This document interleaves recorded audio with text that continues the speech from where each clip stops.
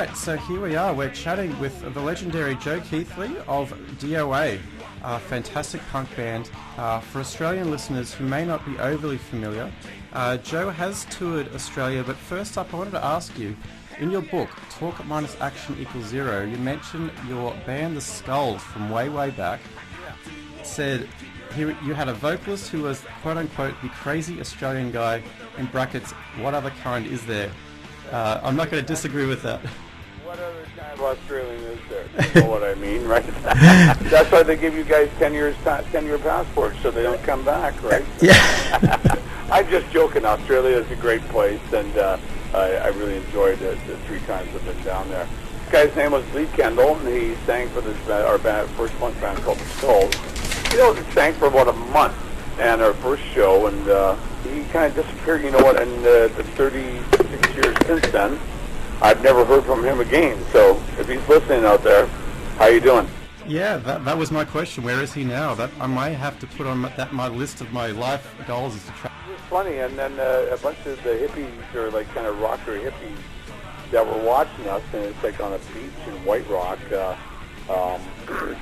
and we were all wearing black leather jackets, and they started hucking food at us.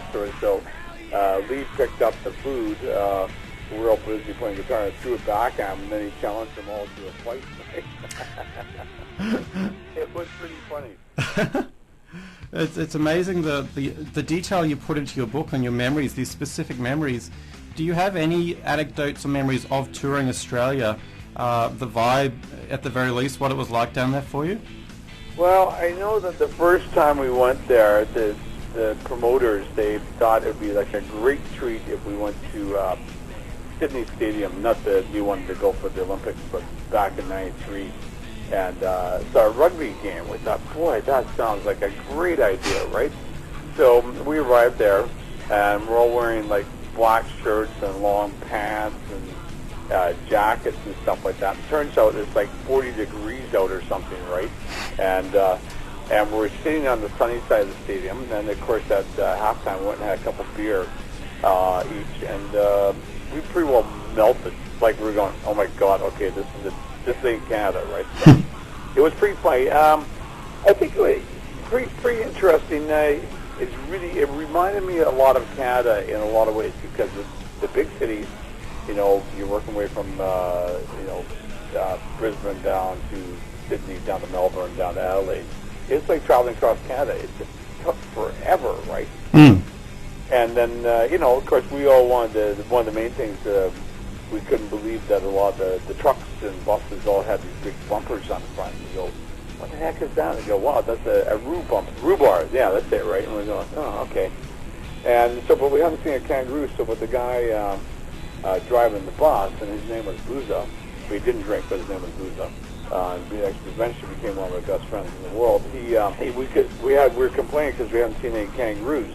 And so he eventually turned the bus sideways and focused some headlights on him in the middle of the night. We finally saw some. Right, so it was cool. And the band that opened up, this is I'm at a loss for. Right? Anyway, well, let's bring it back to here. And I actually work with a guy, Josh, who's in the band The Jolts here in the city, and he was telling me a bit about your history and how you really are on par with Black Flag in the terms of the pioneering efforts that you did way back and the sheer miles you did.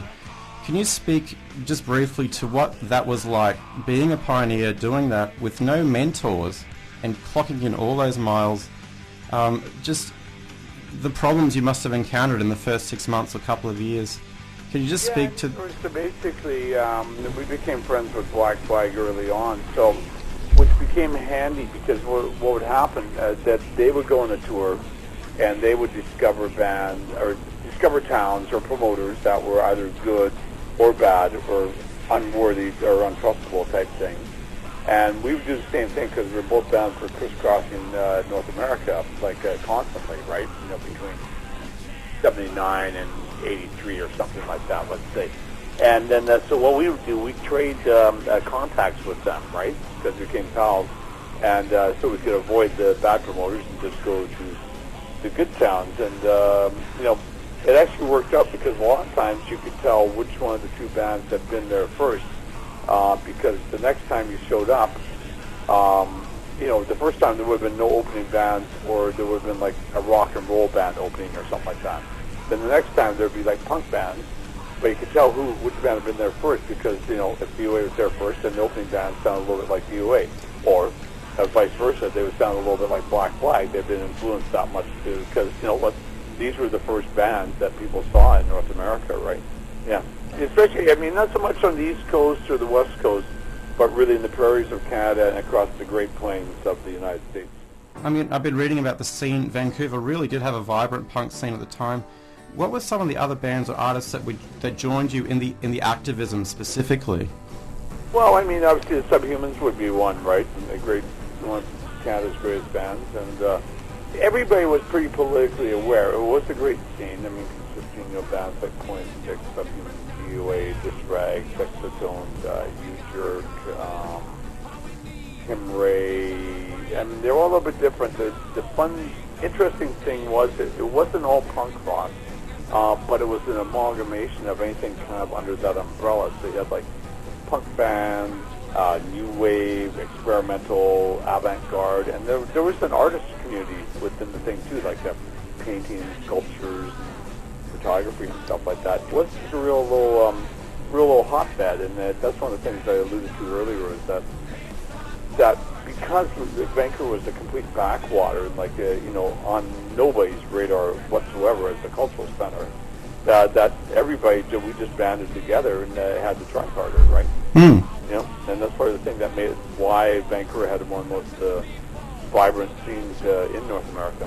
The rest of us are not too far. Stand up, stand and unite. It's time for a general strike.